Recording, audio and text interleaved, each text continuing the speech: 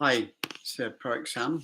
Welcome to this episode of Living and Working Abroad, where we're thinking about our tax residence and where we are at any time of the year.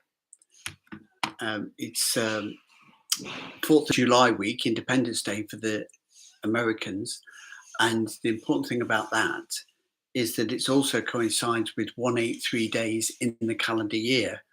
So if your jurisdiction is a calendar tax year, then and you've been in that jurisdiction since the 1st of January, so now you are tax resident in that location. So there's some key points there that you need to consider about getting tax resident in that country as opposed to being taxed elsewhere. So these are the things that we're going to look at in this current series. This week we're looking specifically at what means about tax residency for now, and then if you subscribe to our YouTube channel, Partnership for Living and Working Abroad show, in the rest of July we're covering dual residency, non-residency, and split year in a lot more detail. So there's three different factors, and the language in English always gets confused, but it gets confused in any language that you want to consider. First of all, there's resident or non-resident. You can live in a country or not live in a country, and that is your choice.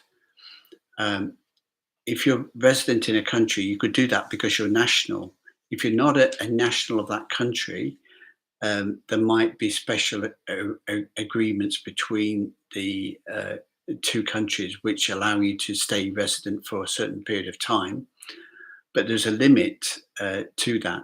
So under international law, you can take short business or holiday family trips for up to 90 days, and you're still counted as being resident and tax resident in your home country.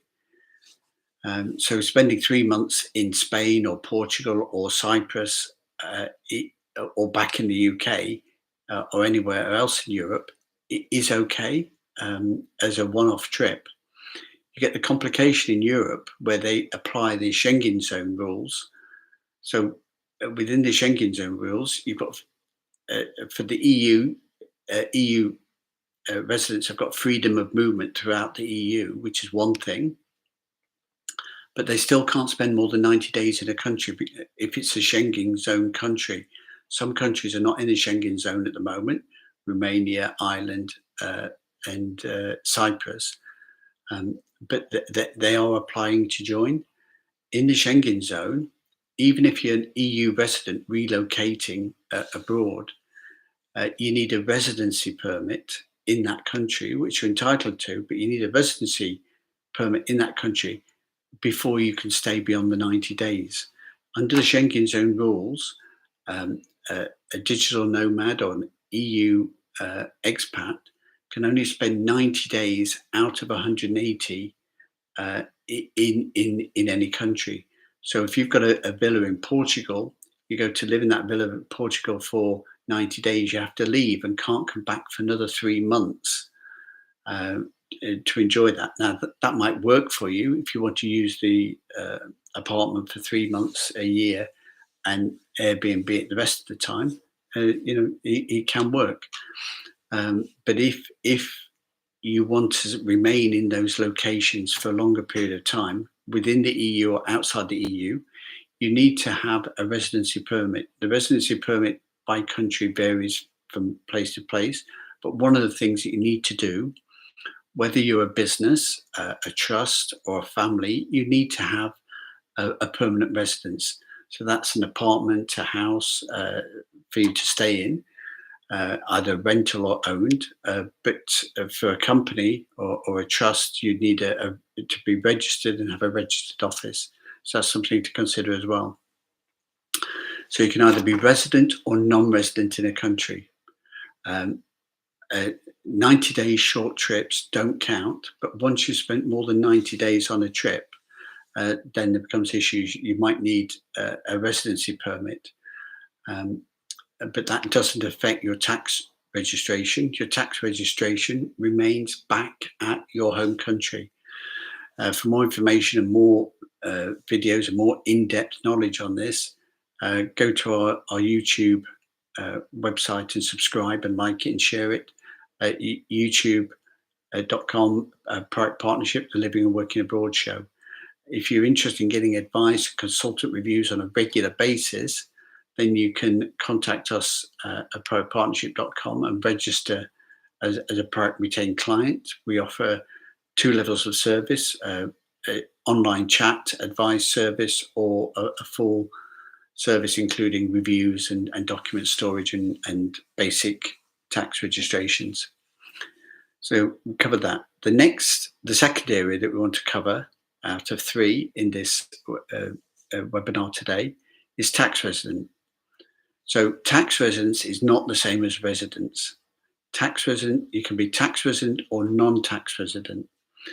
Now, to be tax resident in a country, you either need to be from that country, a citizen of that country, or you need to be living and working abroad in another country for more than 6 months, for more than 183 days. So that's what we're saying about with the with the residency issue.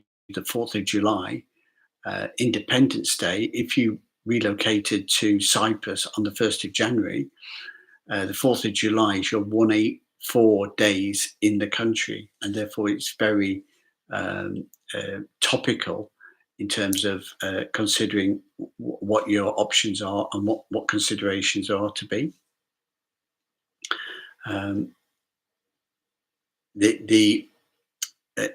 The topical in the sense that part of the reason that Americans probably chose that day is to be free of the yoke of British taxes. I don't know that absolutely. I'm saying it because it makes sense. And we saw the Boston Tea Party, which is all about rights, about taxes being on imported goods from the UK.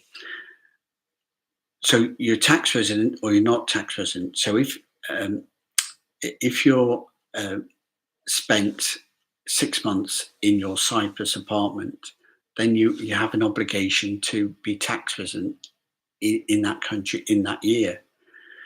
Now, if you're a digital nomad and you're working on a contract from a different jurisdiction, from Dubai, from the UK, from the USA, then there's a slight complication then. It depends upon how you're set up and what your arrangement is. Okay, so as an individual, you're tax resident in one jurisdiction. The contract of payment is applicable in the second jurisdiction. So a digital nomad, as long as they're within the residency rules, can continue to work on their contract, even if that's across border overseas from the home country, as long as they don't become tax resident in that second country. So that's the potential complication. So a digital nomad has to consider that they have to be on short business or working trips or get a residency permit to stay a longer period of time. But if you spend more than 6 months in a year, you will definitely be tax resident in that jurisdiction. So if you made your base Cyprus or Spain or France or Germany, and you spent 6 months in the calendar year, or the USA, we should say, for the theme of this event, then you've got an obligation to register for taxes in that country. So that's the next thing to do. So you're either tax resident or you're non-resident. You're not tax resident. Just because you become tax resident in your new expat country of residence doesn't mean that you're automatically non-tax resident in your home country. So as a citizen, you've still got the pull that your home country's got the right to tax you. The only concession they've got is if you're properly registered under dual taxation treaty. So that's you've got to consider the country you're relocating to, what the double taxation treaty is, and how that's going to work for you to manage your affairs.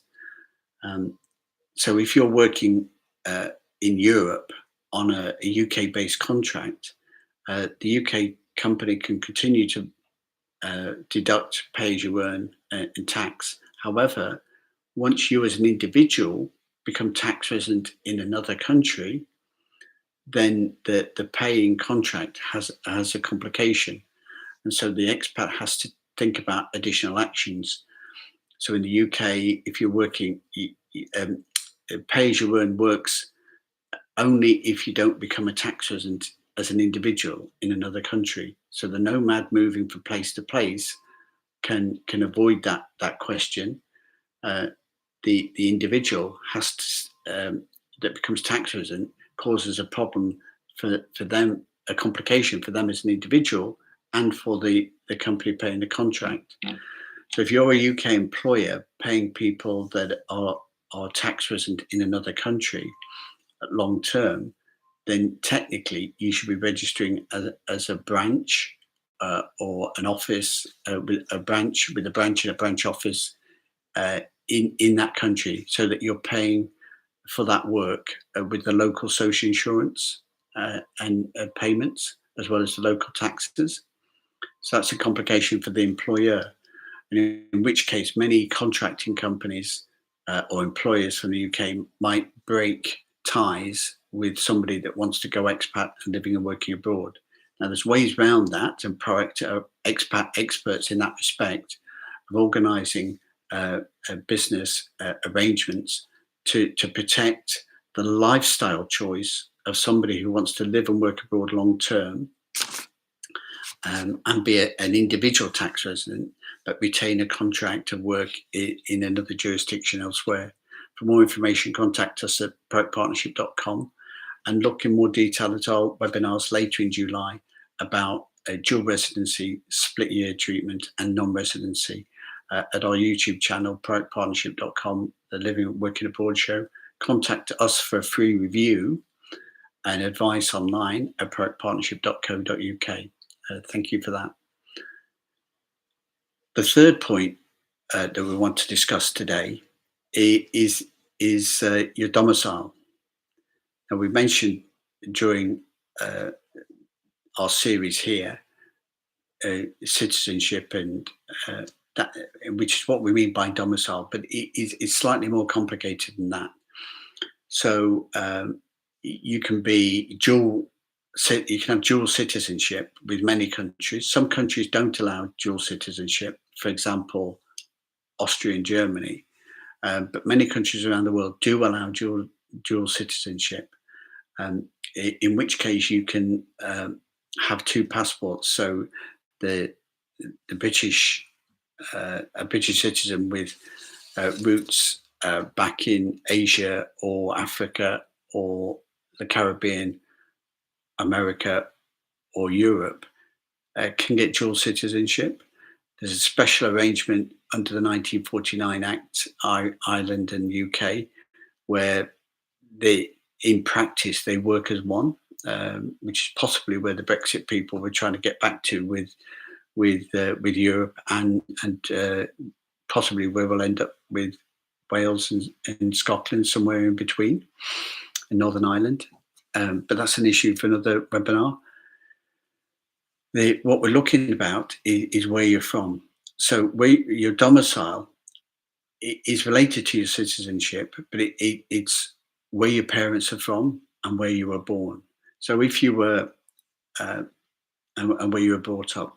So if your parents were British and you were born in Cyprus, but then you grew up in the UK, you'd be a British domicile individual. If you were born in Ireland and then brought up in the UK of Irish parents, you'd still be British citizens because you grew up in the UK for the first 20 years of your life. So over a 20-year period, this is when they assess the domicile, and the domicile while you're a child is determined by where your parents are. Um, so that first generation of people is when the domicile can change for people. So somebody whose parents came from Asia back in the 70s to the UK, to have children who then have children, the second generation children um, are domiciled clearly in the UK. The first generation children, by growing up and being educated in the UK, are domiciled in the UK. But the parents who came as adults to the UK are domiciled in their home country until they've been in the UK for more than 20 years, when they can change their domicile to the UK. However, if you change your domicile of origin and then you go back to that country for whatever, even if it's just to get buried, your domicile reverts to your home country. So UK expats living and working abroad around the world have always got this liability, this spectre of inheritance tax of 40% on their worldwide assets on death. If you live abroad for more than 20 years, and if you have a funeral or have your ashes returned to the UK, then you'll still be liable to inheritance tax of 40% on your worldwide assets. And that's property, investments, pension funds, and any business assets that you've got around the world. So that's the potential of domicile or non-domicile on the inheritance tax side, but it also has an impact on tax residents and non-residents. So a domicile person's always got default tax residents in the country of domicile. If you can establish and prove non-domicile, non-tax resident, then you can be domiciled in a different location. And I wish I hadn't said it like that. Let me say it again. Um, if you can prove non-tax resident in another jurisdiction, then your domicile will release you from tax liability in the home country under the dual taxation treaty between the two countries. So it's a very, very clear pattern there that you need to establish. But if you breach the rules of the non-residency, then you become tax resident back in your home country, and that's where dual residency comes from. So those are things to consider, and follow the series that we're doing on half-year tax residency, independent stay freedoms, and consider tax residency a half-year point. And also, we're looking at non-residency. We're looking at split-year treatment, and we're looking at how domicile and dual residency are affected in this series. So go along to YouTube, Product Partnership, Living and Working Abroad, have a look and follow the series to look at in more detail dual residency, non-residency, and split year treatments as ways around managing your tax residency. The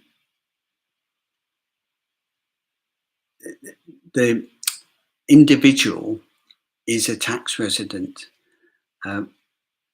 Whatever in international tax law, there are definitions of tax entities. And this is one of the tools that you can use in your tax planning around the world. Your tax entity as an individual is you.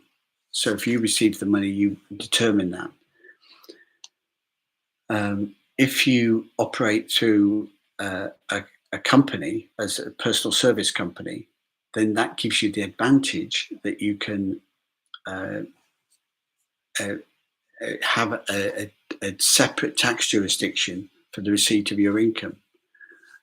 So if you've got a BVI company, that company has got nil corporation tax rate, but that is the taxable entity for all the income, not you as an individual, you as a company. So that can work quite well. Now, there's lots of other little ways to do it and little considerations to do it. So it's something that's worth considering about how you manage your business affairs. So consider that when living and working abroad. You can also use family trusts. So overseas property can be protected in a family trust, which not only can avoid inheritance tax back in the UK, but it can also avoid the cost and delay of probate. So some interesting areas in there, and we'll touch on those within what we're doing as well, to look at the situation in a broader scope in the coming weeks and months. So watch our webinar series at projectpartnership.co.uk. You can get access to our retained client service, to our YouTube channel, Project Partnership Living and Working Abroad. And also you can book a free review with one of our consultants online. That free review service is in depth, and it's what we offer all our retained clients. So if you subscribe, you can get as much of us as you like, and we can be there with you every step of the way. Moving is difficult. Relocating abroad and moving is even more difficult. So for help and guidance, follow us at projectpartnership.com.